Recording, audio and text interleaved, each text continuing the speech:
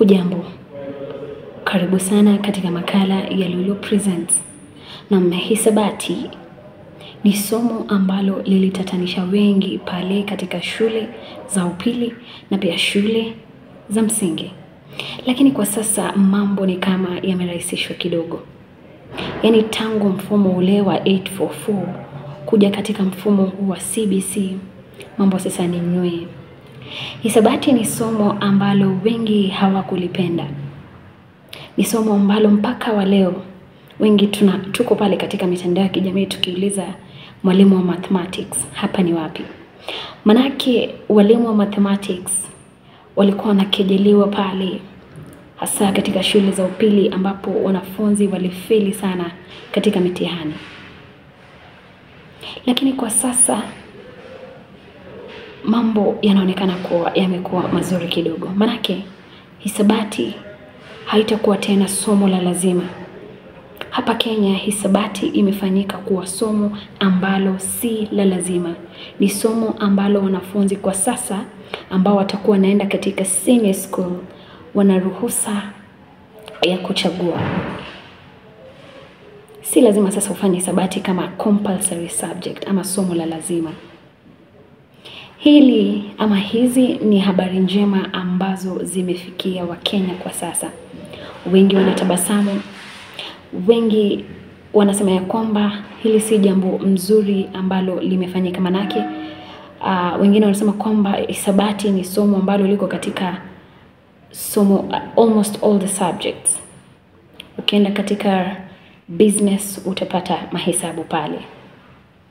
Ukienda katika agriculture utapata hesabu pale.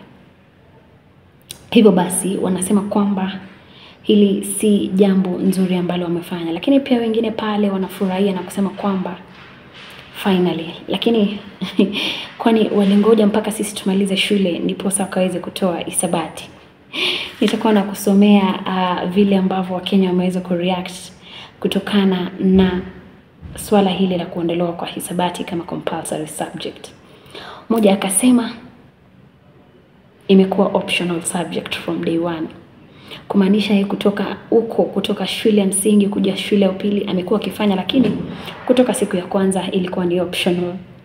Kumaanisha hisabati imekuwa tu hapo. Mwingine akasema hapa ni wapi?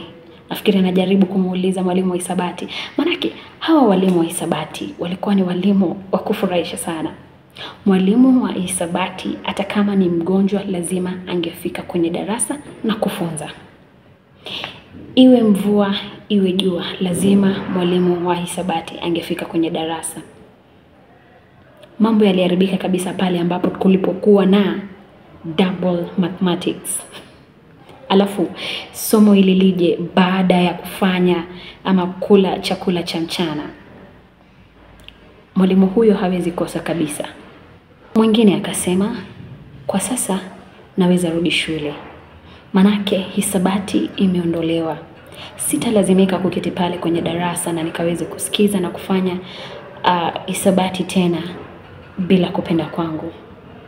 Mimi sijui msikilizaji, mtazamaji, kama wewe uko pale umefurahishwa na jambo hili ama limekukera kwa kiwango kimoja au kingine.